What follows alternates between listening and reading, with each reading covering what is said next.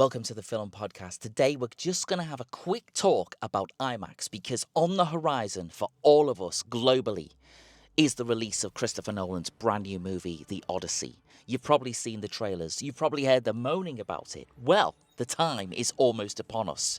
That film is on its way to the cinema, and it's on its way to many cinemas in many different formats. So let's talk a little bit about the IMAX formats that you could see The Odyssey in once it's released. The push for large format cinema is louder than ever.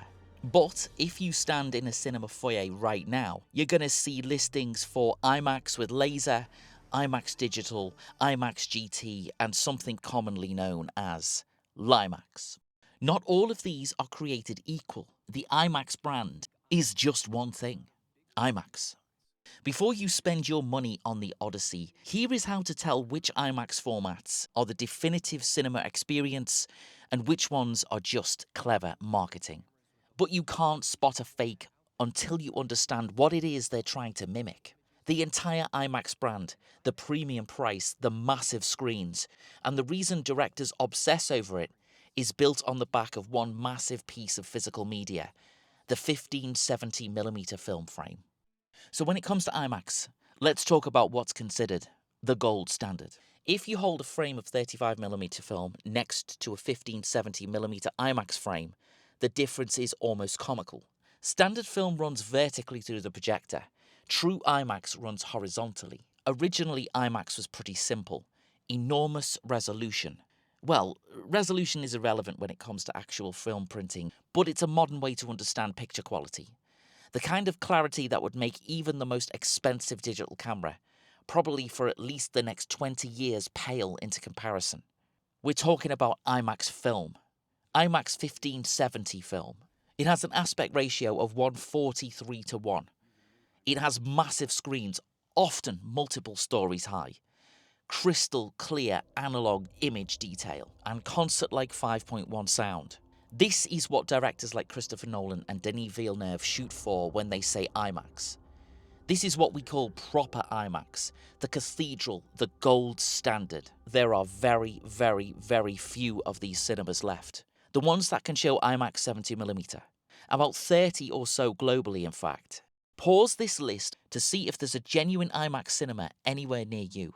As you can see, globally, that is a very small amount of cinemas. Enough to, in fact, be regarded as exclusive. Let's call it what it is. The Rolls-Royce, the real deal. This generation's special film venue screenings. Similar to the grandeur of the roadshow screenings with movies back in the 1950s, this is a modern equivalent. It's always film-based. It's always 1:43:1 aspect ratio. It's always projected using gigantic 70mm film reels. Screens that can genuinely fill your field of vision. When you watch something like Oppenheimer, The Dark Knight, Interstellar, in this format, you're seeing what those directors actually intended to tell their story using. The image opens up vertically. Suddenly there's more movie. Not just a bigger picture, more information in the frame. It fills your field of view in every direction. Total immersion. But here are the downsides. It's expensive. It's logistically a nightmare to film with. And today projectionists, especially projectionists that can work with this kind of film, are an endangered species. But like everything in this current less for more society, studios, cinemas and IMAX ask themselves, how can we maximize our profits for shareholders by dumbing down the experience and pretending it's the same?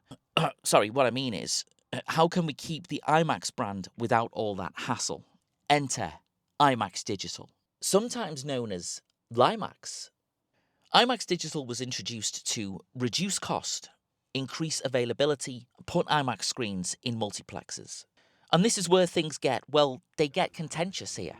Those screens are typically smaller than the true IMAX variety. They have an aspect ratio of 1:90:1, and they use digital projection rather than film.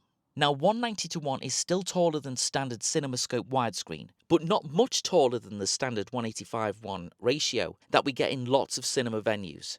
So yes, you do get more vertical image, but it's not the full IMAX experience. This is what people derisively call LIMAX, because the branding says IMAX, but the experience isn't quite what you're expecting. And here's the key issue. Most cinemas labelled IMAX are actually this version. So when someone says, I saw it in IMAX, you really need to ask, which one? This waters down the whole notion of what was the premium brand into something that should be easily differentiated to customers, but is still just branded as IMAX without any difference. It uses 2K xenon lamp digital projectors that have some sort of IMAX algorithmic special image processing to make them IMAX. Regular multiplexers use 2K, or in most cases now, 4K xenon projectors also. So the premiumness of IMAX is watered down heavily in this case. Now, things improve significantly with IMAX with laser. This comes in two main flavours: single laser or dual laser, also known as GT laser. So let's start with single laser. Still using the 190:1 aspect ratio, the same as IMAX digital, but a much brighter image, much better contrast, much sharper than the older digital IMAX. 4K resolution versus 2K. It's basically IMAX digital but done properly. Then we move to dual laser. With this, we're getting closer to the original IMAX 70mm film presentation. It can project up to 143:1. It supports the full tall IMAX frame on the appropriate screens, of course, and it's far closer to the original IMAX experience. This is realistically the best modern alternative to 70mm IMAX film. If you can't get the film version, this is what you want to find. So where are those venues? Here is a list of the IMAX with laser screenings that are available globally right now. As you can see there are not that many of them, which again kind of makes it exclusive and kind of makes it special. I myself have never seen an IMAX with laser presentation before, and it's definitely something that I would love to catch at some point in the future.